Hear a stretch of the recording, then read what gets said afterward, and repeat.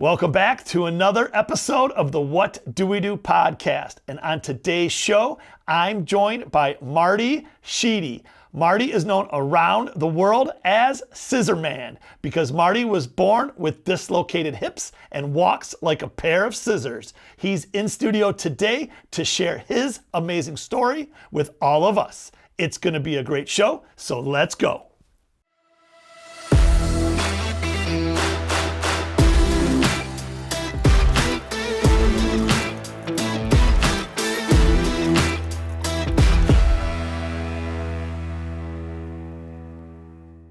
Welcome back to another episode of the What Do We Do podcast. I'm your host, Dewey Stefan, and this is season 4, episode 5, number 90. And it's another guest episode, and that's where we bring on a leader in the community who has a story to tell, knowledge to share, and advice to give. And then we have them come on into the studio to drop some knowledge and give their story and share it with all of us. And today's guest is an amazing man in so many ways. He's an inspiration and to millions of people around the world. He's known as Scissor Man, and he's the one, the only Marty Sheedy. Marty, thanks for being here. Thank you so much. It's such a great honor to be here. I'm excited and I'm happy to be met and connected, and it's great to be able to continue to share my story. Well, it's going to be an awesome hour, and I already know, Marty, that time is going to fly by, okay?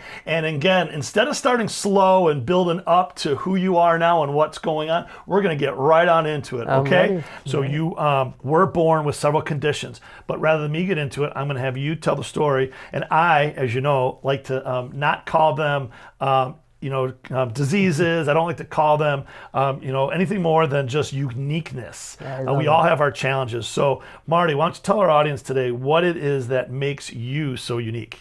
When I was born, my mom didn't know fully what conditions I had. They knew there was something wrong, but they didn't know what. And my mom continued to had the birth, even though they said, oh, well, maybe not.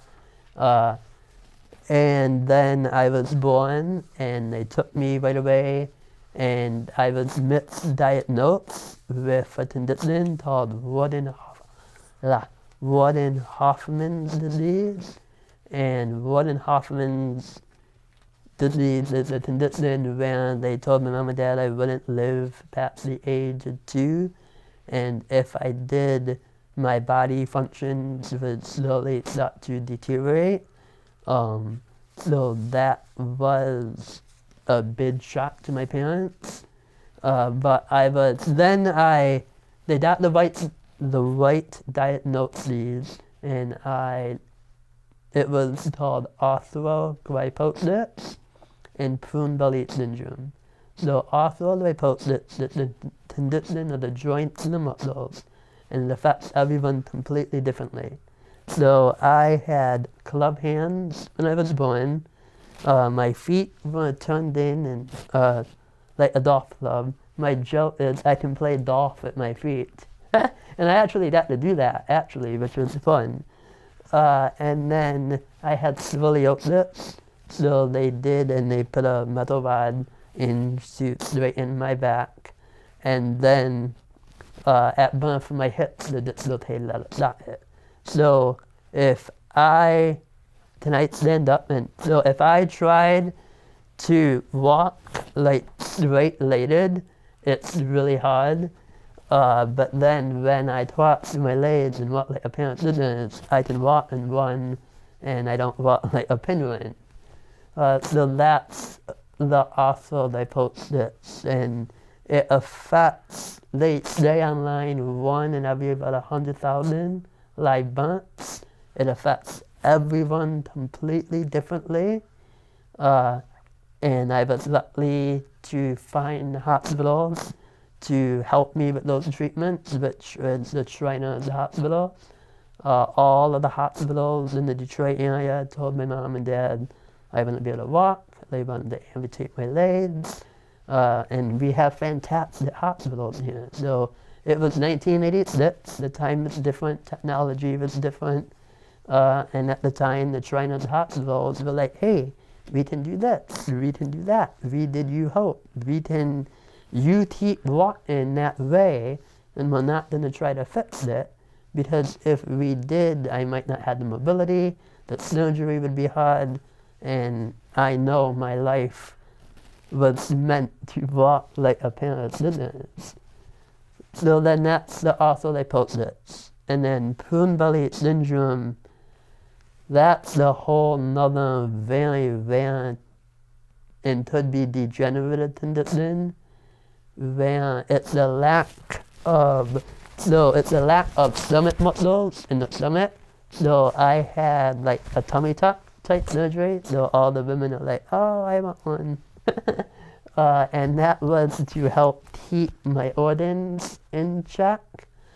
And then people have numerous urology issues, numerous different conditions related to prune belly, and I had just a minor surgery and was able to be okay with that, and then that my kidney was affected later down the road. And they do say a lot of people that have prune belly syndrome, it ends up ultimately affecting the kidney functions, and that's where you'll have to have ultimately dialysis and then ultimately a transplant. Is that right? Yeah.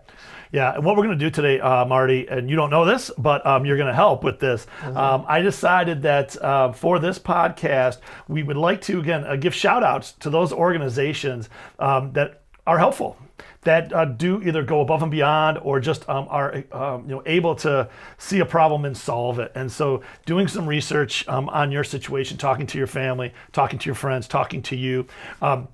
Again, it sounds like Shriners really stepped up and really made a difference in your life and your family's life.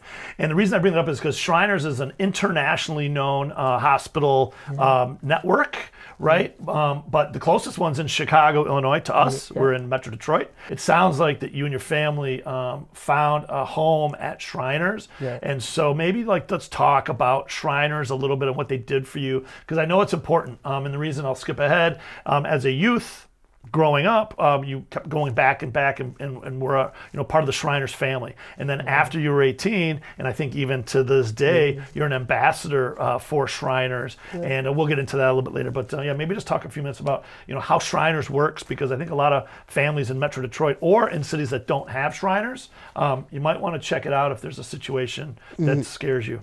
So Shriners hospitals. So a little bit just a quick backstory. You have to be a Freemason to become a Shriner. So at Shriners Hospital Chicago, they did all of my orthopedic surgeries and everything to orthopedically. So when I was younger, I acclimatized with the red funny fez hats, and I'm like, you know what? I know this is the reason why the hospitals are running. I want to be one to the back. Because my whole life, even when I was younger, I wanted to raise awareness. I wanted to let people know about these things. So part of my journey in the beginning, after high school, was joining the Shriners. And Shriners hospitals are a system of 22 hospitals. There's one in Mexico City and one in Montreal. And they treat children with orthopedic, burns, and cleft lip conditions for free of charge. They now accept medical insurance if the family has it, but it's not necessary. And they just started doing that maybe 10 years ago, just because of expenses and costs. But that, we feel, is one of the main reasons why they are able to do other things and have other research, is because they had no red tape for so many years to just do the research in whatever plate is needed or whatever equipment. It's like, here, we're going to treat the child with all the resources that they have, with no cost to the family. And local shrine temples can try, if they reach out, they will drive or provide transportation to the hospital, either via plane, via train, or actually have guys get up at 4 in the morning, 3 in the morning, drive a van to and from the hospital with these patients. So it's a really dedicated, powerful, not just group of hospitals, but an organization. And it's not just me, and many trainer patients actually look forward to going to appointments because it's a whole different experience instead of just going to a regular hospital. That's awesome. And so for any families out there that may have a unique situation with their child that you just, you're at a loss, or you're at a dead end per se, reach out to Shriners, do some research, see if that's an option for you. Yeah. And for those of you out there that are so generous, and again, on this podcast at the end, we always say be radically generous. So for those that are listening today, please check out Shriners. And if it's appropriate for you and your family, make a donation, see what you can do to help, whether it is a monetary donation or being a driver, or again seeing what you can do, because as we say, and we'll say it throughout the show, teamwork makes the dream work, and that is that together everyone achieves more, as well as it takes a village, right? I just love these cliches. So that's great. So the Shriners was there for you, and now you serve them, and they probably help you as well in a different way as a partner. But before we get into that, let's not skip ahead. I had the pleasure of meeting you maybe 6 months ago, and we became fast friends, at least on my side. Yeah, I don't know about you, but my side, okay? But with that, I talked to a couple of your other friends, and they use words to describe you such as dedicated, joyful, lively, tenacious, graceful, and grateful. Those are all words to describe you, my friend, from your other friends. And we have a new segment, Marty, this season called High-Low. We would all like to know the high point of your life and the low point of your life to this point. All right. Well, that would be an interesting one. Most of the time, people know me as like positive, always outgoing, and we're all human, so I'll share my low points. And there's not many, honestly, but we'll talk about this more, but I had a kidney transplant 7 years ago, and me and a friend were completely matched up, which is rare, and we were ready to go to have the transplant, and they had our blood drawn again to make sure everything was good, and somehow my body turned into a mutant and my antibodies changed, and me and my friend were no longer a match. So mentally it was already rough having to go through dialysis, and my life was always very active and moving before that, so that slowdown put a mental block and hardship on me. But then I was ready and prepared, and then we were not a match anymore. So that really hit me hard because I was ready to go, ready to war, and it really emotionally hit me. But then in my true nature, I turned it around and realized that's just a part of my journey, and we weren't able to actually help more people in the end, but that's for later. And that's one more low point was when I had my spine surgery. I had scoliosis, so they put a metal rod in my back to straighten that out, and that recovery, I had a ventilator and things went a little haywire, and recovery was a little rougher than expected. So I that's that, and then like lots of important people in my life, like grandparents and things. But other than that, I don't have many low points, but those in my life were Well, Marty, for our Move on. watchers out there in YouTube land and our listeners out there in Podcast Nation that don't know your story, you have several conditions that you were born with. You've had dozens of surgeries in your life. And again, we'll get into the nickname Scissor Man and all that goes with that, okay? But again, to have those be your low points of a kidney transplant that kind of is planned, and then again, as you said, took a turn.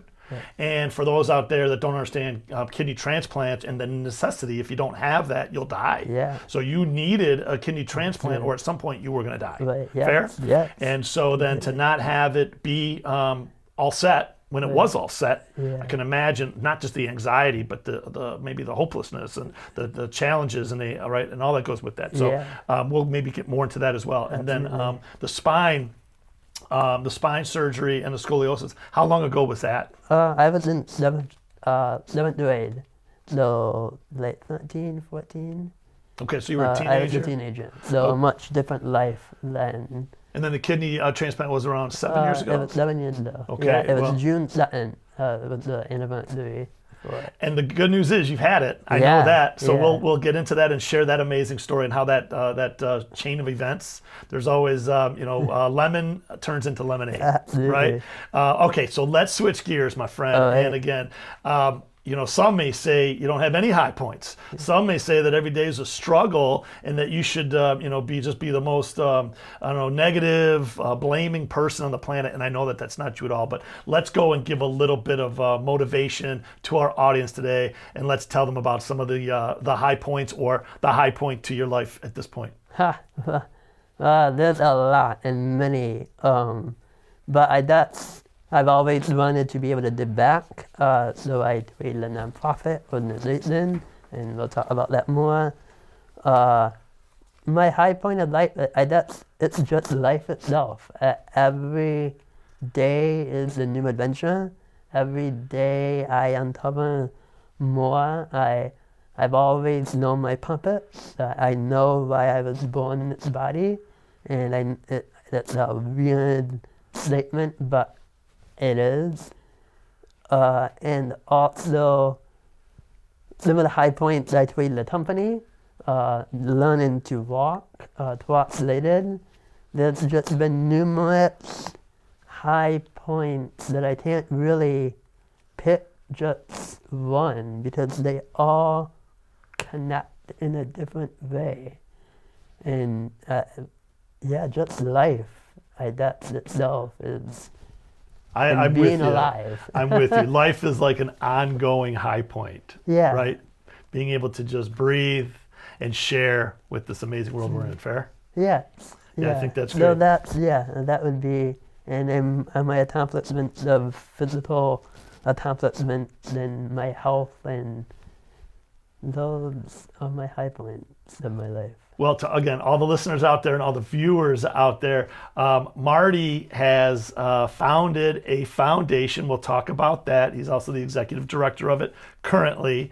You have another product that you're out with as well, a more organic and health healing product and company. We'll talk about that as well. But then again, as you said, with all of the adversity that you were born with, and that you had to deal with, again, your whole life, really. Right. Just again, to have a positive attitude is amazing, because so many people that are healthy and are happy are curmudgeons. They're all just negative nillies, and they should be the ones that should be happy. Right. But there you have these attitudes. So again, you are an inspiration to so many, and telling everyone to turn that frown upside down. Let's talk about the early days of Marty Sheedy, growing up. We're going to go fast just because there's so much to get through. Yeah. But it really, just as a testament to you, you went to public schools. Yep. You weren't homeschooled. You weren't in a special enclosed classroom, kept away from the student body population. Mm-hmm. In fact, I know that in 8th grade you ran for student body president. Yeah. I heard that story. That's awesome. So again, just to talk about, just growing up with, the conditions you had, and, how your classmates treated you, how the parents, how the teachers, how the school district of Dearborn, Michigan, looked after you, and kind of just let's go from there. Yeah, I had a fantastic childhood school experience, and a lot of people with disabilities have many different stories, but I was never picked on, I was never made fun of, I never had any of that trouble. But looking back, I feel one of the reasons why that was I was always outgoing.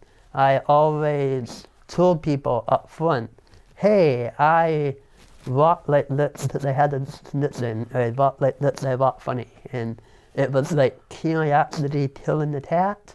So I would meet someone and briefly explain, hey, this is the way I'm a little physically different. And then it was like the curiosity killing the cat. So I feel that was a huge part of that experience of not being made fun of, and then I went to prom. I was the manager of the high school basketball team, the hockey team, and the baseball team my senior year, and just lived life fully and with no real problems. But Did you end up graduating from high school? Yeah, graduated from Ford High School in 2005, and attended a year or two at Henry Ford Community College, but then kind of found my purpose, and that was when the Shriner started happening, and I traveled around the country, and it was like, okay, if I want to go back to school down the road, I can, but there were opportunities present that I didn't want to pass up because of school. Yeah, absolutely. And you are a lifelong learner, so you are always learning, as I know you're always now teaching and sharing. But that's awesome. And so I guess, again, you said in high school you did participate in the basketball team, the baseball team as team manager, and so you were very involved in high school. Right. And then after graduation, then what happened? I heard you got kicked out of your mom and dad's house. Yeah. No, I'm just teasing. But so Right. what happened after high school? No, I had really great friends in high school, and then we continued to be friends after high school, and my friend moved out of his parents' house, and I'm like, hey mom, my friend asked me to move in with him, and then it happened. And being a person with a disability, it's always different, because you never know.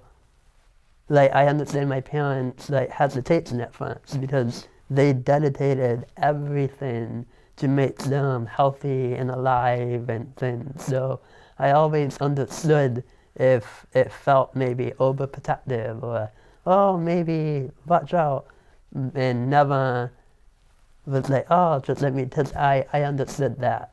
So they let me do it, and then after that, it was game over. Right. Parties at Marty's. Yeah, right? Party Marty. Party at Marty. That's awesome. And so then after you moved out and we're kind of getting more and more independent and on your own, when did the Shriners kick back in, or what did you kind of do? What was your next purpose after high school? So right after high school, I joined when you're 18, you need to join the Freemasons. And you have to become a Freemason to become a Shriner. What does Freemasons mean? It's a fraternal organization of a network of around the world. It's not the Illuminati. It's not anybody that's taking over the world. It's just a group of people that support different organizations and help people in the community and things of that nature. So that's the first step of becoming a Shriner. And a Shriner is the group of people and organization that run and support the hospitals. And when I was 18, I'm like, okay, I'm gonna do it. And then when at I believe my graduation party, we had it at the McDonald Lodge that I became a Mason in. And they gave me a McDonald ring, and then they also paid for my registration fee to become a Shriner. So then at 19, I joined the Shrine, and I jumped right in. Because that was something I was and still am very passionate about. And I started giving speeches to raise awareness about my conditions, about the hospitals, and just overall sharing the story. And that led me to plates. And then at one point, the director of development at Shriners Hospital was like, hey, I want you to come. I see this website at the time. It was martysheedy.com with AOL. It was an AOL hometown page with a counter, a video that I did on a little camera, and it was great. And that he'd seen that and was like, hey, you should really create a nonprofit to help expand things. So that was kind of how the journey started, but the Shriners being able to help people. I always knew my purpose to help people, and it's just been time and time unfolding and meeting the right friends and people into my life to help keep creating. Well, and that's actually how we met, Marty, right? We happened to be both fans of Kid Rock, Yeah. but even more so, or maybe equal so, to his legendary DJ Paradigm, Yeah. Freddie Beauregard, who I think we both consider a dear friend. Absolutely. And so they were having a concert stop this summer, right? Yeah. And so I was there supporting Freddie and Bob Ritchie, a.k.a. Kid Rock. And you were there as well, right? We didn't know each other, but we turns out have many mutual friends. Right. And so you were there that night as an ambassador for the Shriners. Yeah. I think you had My your hat on, cousin, yeah. right? And I'm like, who is that guy over there? Look at him. He's the star of the show. And so you were there, I think, fundraising as well, Yeah. right? So maybe talk about what you do when you go on concert tour stops or just other, activities. Yeah, so it was, I believe, it's been over 10 years now that Bob or Kid Rock chose Shriners Hospital as the charity of choice for the concerts. And I'm like, wow, that's huge and amazing thing. So they, at the time, it was 10 concerts that he was doing.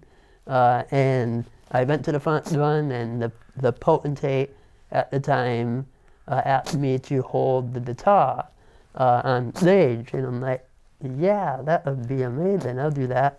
And my crazy, funny mind, as we're walking, I did like intuitive voices, so to say, not like crazy voices, but like, hey, do this, ask that. And something inside was like, hey, ask them if you can take the microphone and hype up the crowd first. And I'm like, hey, is there any way I can say like, what's up, Detroit? And they both looked at me like, well, okay, let's try it. So we did it the first time, and I was like, what's up, Detroit? And I'm like, I can't hear you, what's up, Detroit? And the whole crowd was like, yeah. And the energy was really powerful. And they started selling a lot of CDs. And they looked at me like, wow. And it was after that, they were on stage 3 times a night. He's like, can you do that again?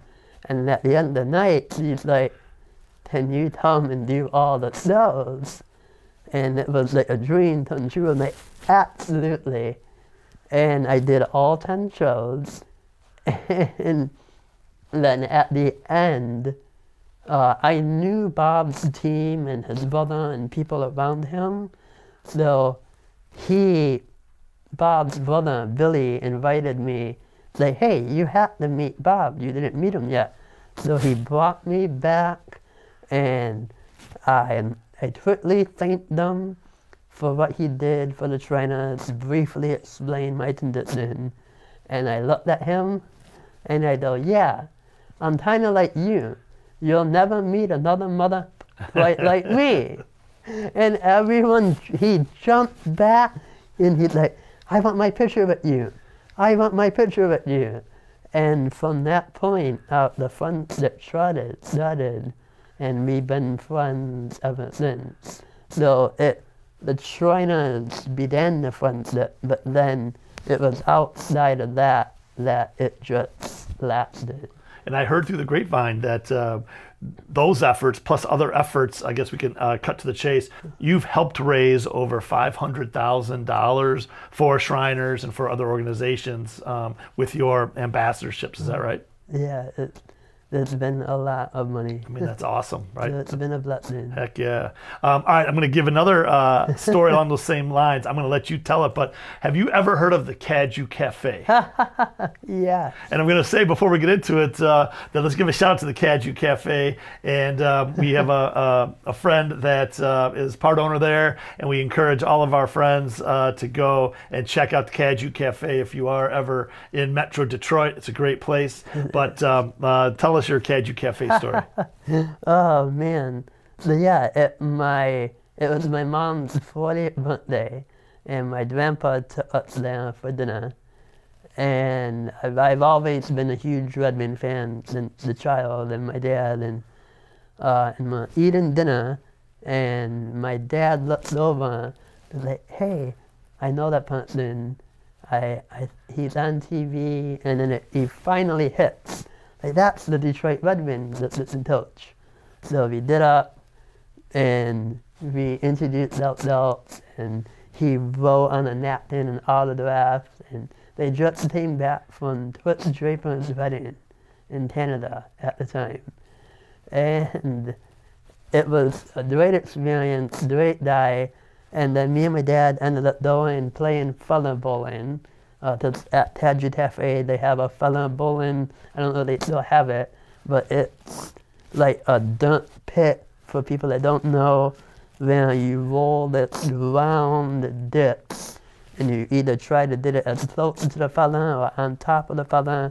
So me and my dad were just messing around playing the pit, and Dave Lewis walks in, and he goes, "Hey, I'll play you.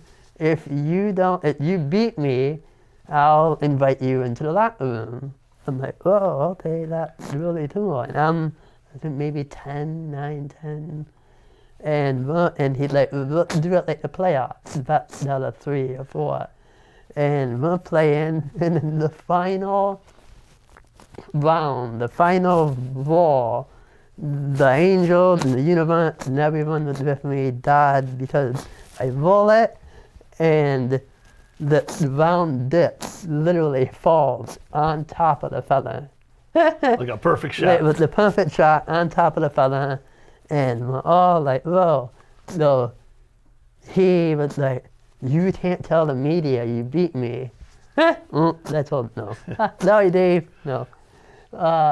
And then he invited me into the locker room. He wrote a letter. It was mailed to the house with our pictures.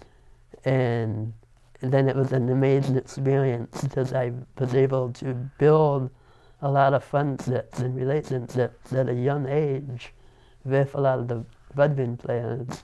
And that was a huge motivation and inspiration to me too, just seeing their drive and determination and what they do to get to a level like that, and the constant working out and exercise, and it was a great time of my life. And I think that was probably back in the late 1990s, and that's Yes. when the Red Wings were winning Stanley Cups like nobody's business, and the grind line, and we're both friends with Darren McCarty, D-Mac, right? Let's give a shout out to D-Mac. And just, again, many other guys on the team. So if you want to go ahead and give them all a shout out, some of those guys that were near to you and dear to you back then, but certainly like are still Steve Eisenman and Stevie Y, for sure. Shanahan, Martin LaPointe, Dave Lewis, the huge Joey Tolcher, a lot of, what's kind of cool in full football is I knew Dan McCarty and Joey Tolcher as a kid, and now as an adult, like friendships, and I can reach out to Darren whenever, and he's there for help, and he's helped with a fundraiser, and I was at Joe Tolcher's event, and now it's just a blessing how the friendships keep continuing and evolving in different ways. Yeah, I over the see years. that with you in your life and in many other people that I spend time with, that you start just with a very casual conversation, and next thing you know, you're supporting the same causes and doing Yeah. the same thing. So it is a blessing, and it's just amazing how, how things come together. You know what I mean? Absolutely. Okay, so we're gonna stay on the pro Yeah. sports side. So let's talk about. Have you recognized the number 55 with the Detroit Lions? You familiar with Yeah. with 55? What does that mean to you? Stephen Tulloch. Yeah, the Stephen Tulloch Foundation and some of the stuff that he's done. So maybe tell a story about your Detroit Lions experiences. Yeah, so Stephen Tulloch was a huge supporter of my foundation, and he was able to give 55 tickets to the foundation that we gave to people with arthrolyposis and Prune Belly that live in the Michigan and Ohio area. I was able to be a part of his charity celebrity softball game as the coach for a few years. I think it was 2 years in a row, and that was fun. And he's just a huge supporter of the community, and being able to partner with him in the beginning of Project Liquidate was a huge, great success. And from Stephen Tulloch, you also met Sam Martin, Yeah. and have done some things with Sam, and his foundation has supported you and your causes as well in the past, I think. And Yep. so I think there's just a lot of greatness that's come from your foundation. So maybe it's a good time to talk about your foundation. ProjectScissorGate.org Yeah. is the URL. So again, Project Scissor Gate, and Gate is spelled G-A-I-T. ProjectScissorGate.org. And fast fact, Marty, and I'll say this one, I had to ask, what the heck is Gate? G-A-I-T. And I guess, and correct me if I'm wrong, but that just refers to how people walk, Yeah. right? So again, we can kind of get back to basics, and you are the OG, original scissor man, and that's because of the way you walk, right? Yeah. And you stood up a little bit ago and showed us that your legs in your normal walking stance are like a pair of scissors, Yeah. because your hips are dislocated, right? And so if I have a big step, and it's a traditional normal step, then I have a long gait. Yeah. Is that right? Yeah. And if someone has a little penguin gait, they got Yeah. penguin gait? Yeah. Is that kind of how that goes? Right. Okay, so hopefully someone learned something today. G-A-I-T is kind of just what you do when you walk. Right, Is that fair? the medical term for walking. Medical term what you walk. And then this podcast, hopefully, if we get it done in time, and I think we will come out in November of 2023. So if it comes out November 2023, I believe that's a very significant month for your foundation. So maybe let's talk about that for a second. Yeah, it's, this year will be 10 years since the Project Liquidate was founded on November 11th. And I put bid into alternative healing, energy burnt, so 11 is a powerful number. I hit the button on 11/11, then I released it. And yeah, so 10 years ago, Project Liquidate Foundation was born. So time out, two things. So we'll have to do a check-in on the 11th year, since that is such a magical number, right? We'll do that. This is 10, That but would be- 11, and the reason I bring that up is because 11 is also my number, Marty. Okay, I used to say, who wants to be a perfect 10 when you can be a perfect 11? What's one better than a perfect 10? A perfect 11, right? And so I played soccer growing up and other sports, and I always wore the number 11, because I also said, if you want to be number one, might as well be number one twice, Okay. right? So anyway, so 11's near and dear to me as well. So that's great. Didn't mean to interrupt, but get back to it. Yeah, that's awesome. See, just everything, again, it's interconnected. And fast fact, one of our other guests on, Jessica Corda, she's one of the top 10 golfers in the world, who's now, I think, having a baby, and she's off the tour currently. But Jessica Corda, her favorite number is 11. So for all those golf, Jessica Corda always has the number 11 on her golf balls. But I digress. Sorry, Marty, get back to it. No, I love it. That's great. Yeah, Project Liquidate started out as an idea. It was an idea that if my walk could help me, maybe it might be able to help someone else in the world. And that was before the idea of giving back. It was the awareness part. And then that's when I met with our partner in Chicago, trainer, and he's like, hey, no, let's do this.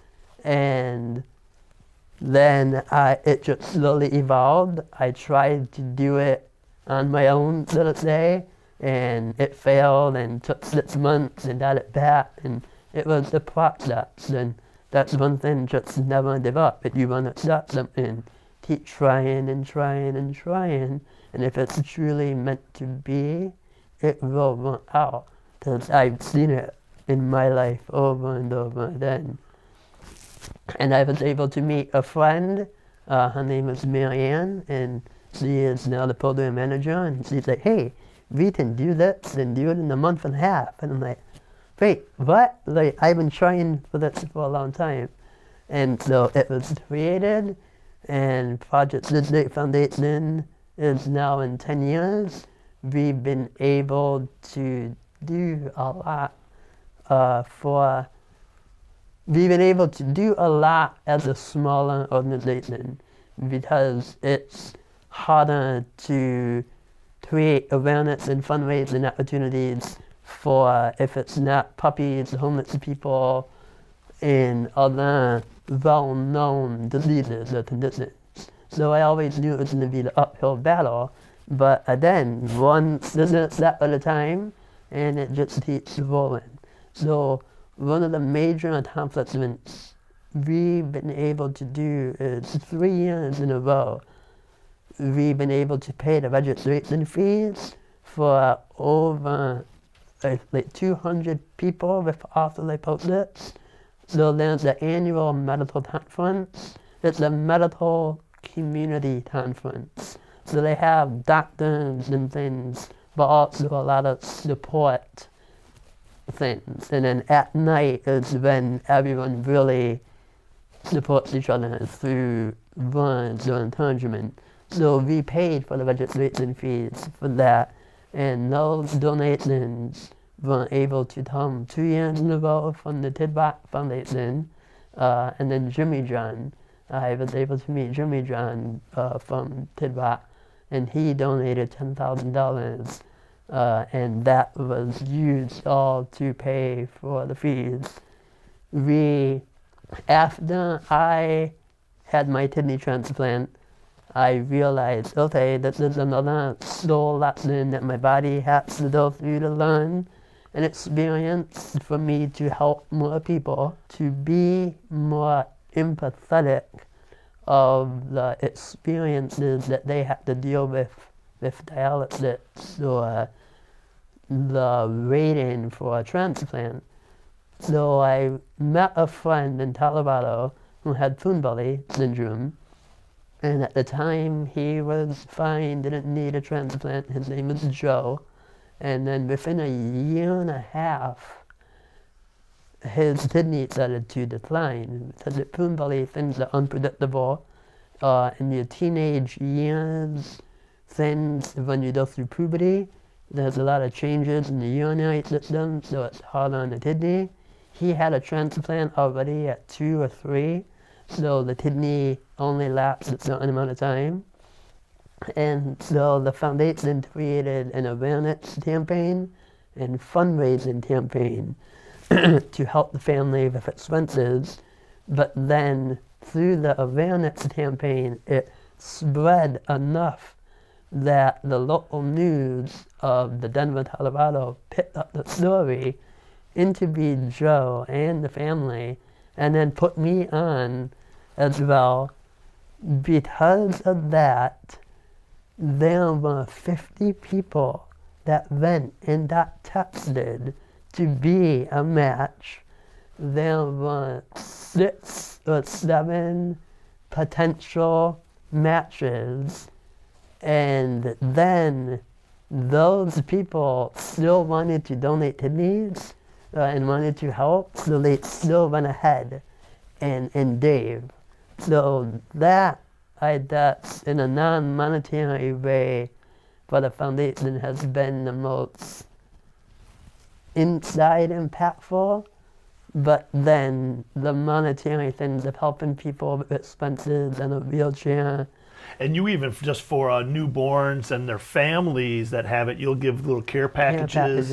Is that right? Yeah, and we haven't been able to do that in a while. So that the COVID things have been hard with fundraising, but I'm planning starting in November, and then when you're born with prune belly arthrolyposis, there's a lot of time in the hospital when you're first born. So my thought was the care package, either a $25 or $50 gift card, and then small toiletry items or things that my mom and dad that they in a pinch had, like, oh, at that time that they wouldn't have to go downstairs or go to CVS, or just those small little things make a big Yeah, and talking with you and Marianne, who again is project manager for the foundation, you both shared that the foundation kind of came about, and you mentioned it a little bit earlier, because you wanted to help those families that didn't know what they were in for, right? You kind of went through the journey because now you're an adult, and so you want to show those families that have the young children that also have these conditions what's ahead of them. So you just want to help prepare and let them know to be okay, or that they again aren't just gonna survive, but they could thrive, right? Which is very important. And so, talking to you and talking to Marianne, I just want to give a shout out to all those out there listening. Again, check out projectscissorgate.org. And because of COVID, you used to have a gala, right? Annual event, an annual event, and that's kind of been put on hold. And there has been some fundraising, challenges through COVID and money. Things cost more. There's this thing called inflation, and the financial side of things, we talk about inflation. And again, I've also, been made aware from you and from Marianne about, some of the larger nonprofits out there haven't really been able to been networked with or tapped into for different reasons. Maybe you're too small of a foundation, or maybe, like you said, it's not directly on point with where they give. And so I'm just going to encourage anyone out there, no matter how small or how large your foundation is, to check out projectscissorgate.org. Reach out to Marty and Marianne and the rest of their team and see if we can get some funds raised and keep your mission moving along. Okay. Absolutely.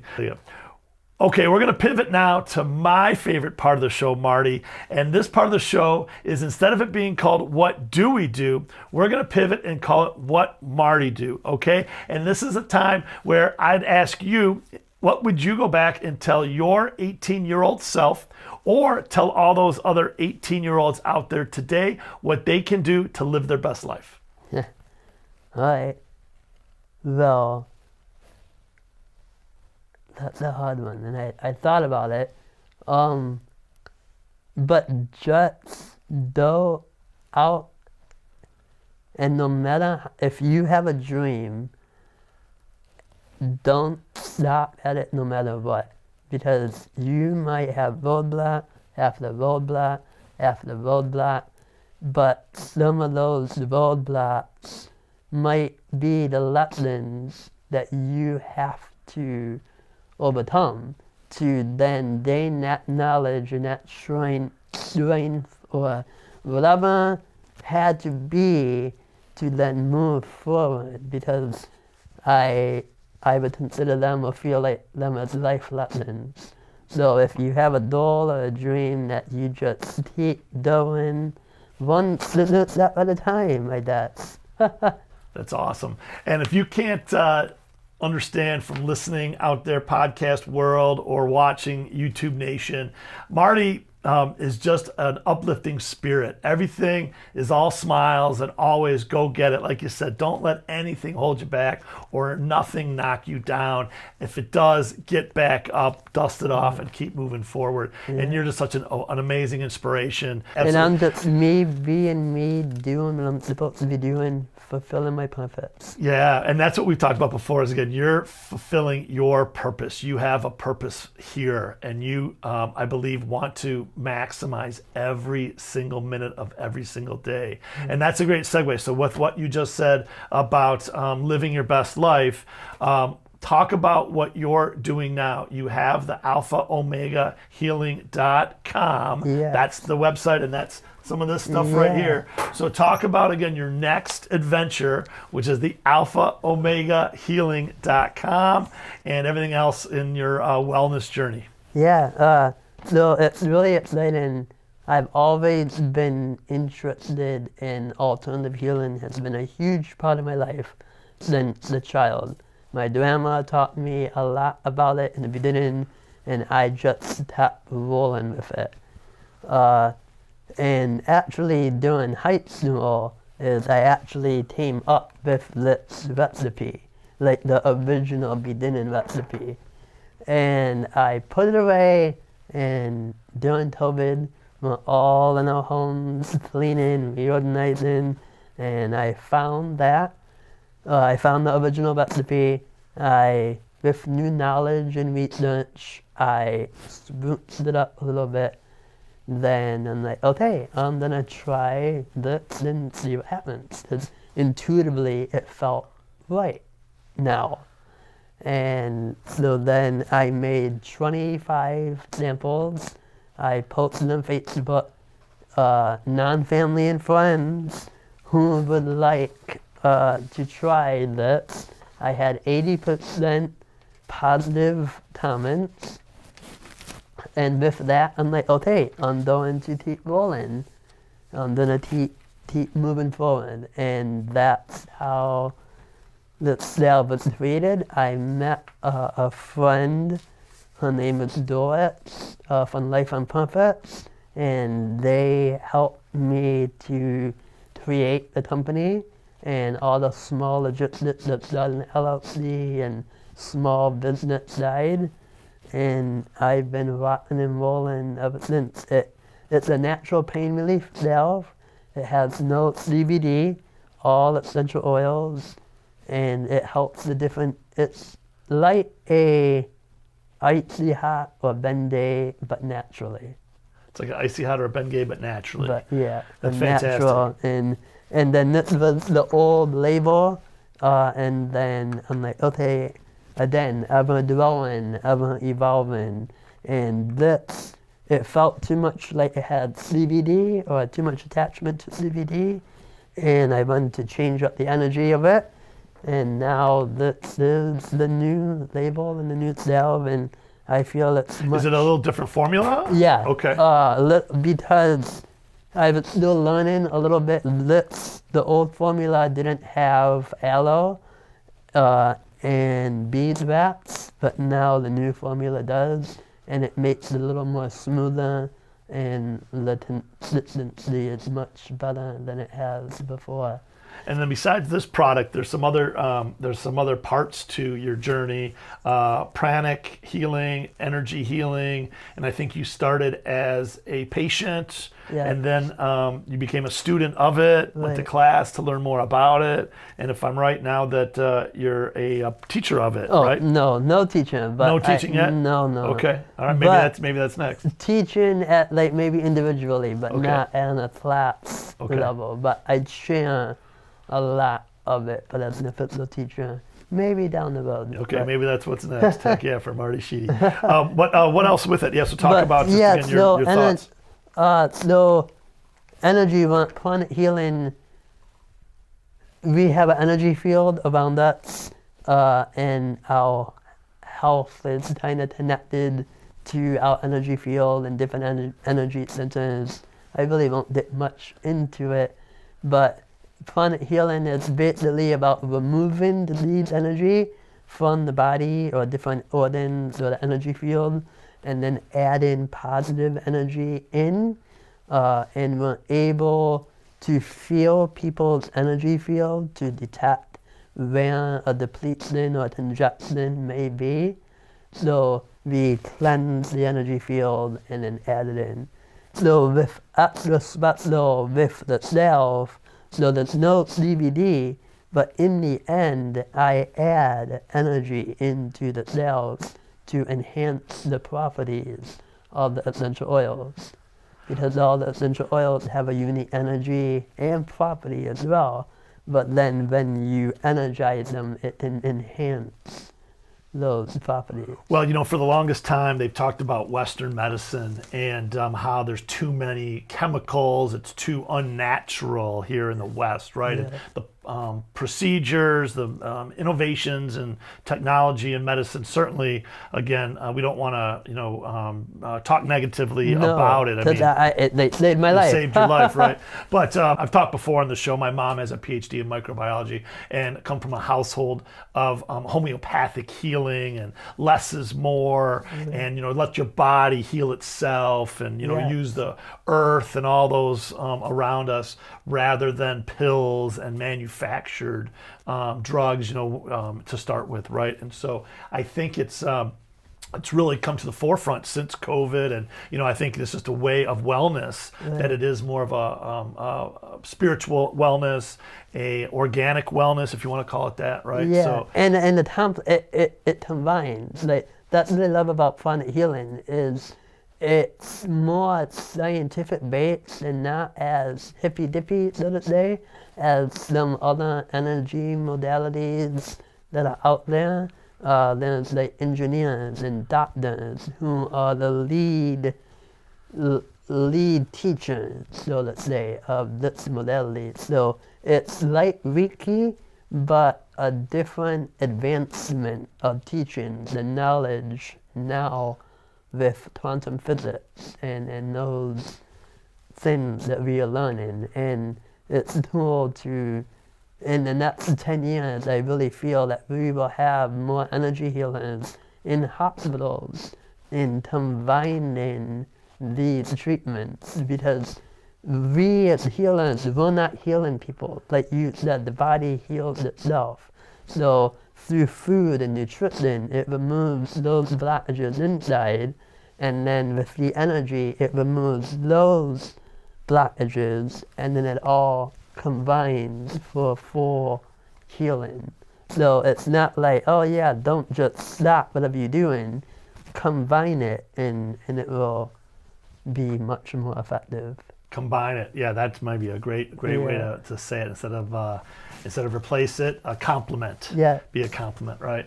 Well, I think that's a great place. We're going to have to wrap it up, Marty. I can't believe it's been an hour already. I'm going to suggest to everyone out there listening and everyone viewing, again, go to projectscissorgate.org. Also go to alphaomegahealing.com to learn more. And please search the World Wide Web and just type in Marty Sheedy, Scissor Man, Marty Sheedy, Michigan, just whatever. There's been several documentaries done on your life. It's amazing. You're a true inspiration. I'm going to wrap up today's show, Marty, by giving a quote by one of your biggest ambassadors.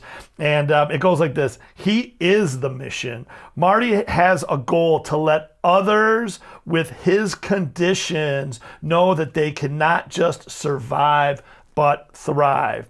He is the conductor of the train. You better get on board or you're going to get run over. How amazing is that? And that comes from your project manager, Marianne. What a strong statement. Marty, before we get out of here, and again, we might have to do a second episode because there's so much more to get into. But for today, anything else that you want to share with our audience and tell the people before we head out? I just want to thank you and thank everyone for listening. And if you want to learn more information about the conditions or the different organizations and connected to you, just please let me know, and always live your best life. Live your best life, absolutely. For everyone out there listening, give us a subscribe. Please follow the podcast, leave a comment, share it with your friends and family. As we always say, together, everyone achieves more. And to wrap up the show, as I always say, live your best life, be radically generous, a great big booyah to ya. And Marty Sheedy, it's been a pleasure. Thanks for being here, my man. Can I get a blow up? Booyah. Booyah. Another episode in the books, but we're just getting started. The opinions expressed in this program are for general information purposes only and are not intended to provide specific advice or recommendations for any individual or any specific security. It's only intended to provide education about the financial industry. To determine which investments may be appropriate for you, consult your financial advisor prior to investing. Any past performance discussed during this program is no guarantee of future results. Any indices referenced for comparison are unmanaged and cannot be invested into directly. As always, please remember investing involves risks and possible loss of principal capital. Please seek advice advice from a licensed professional.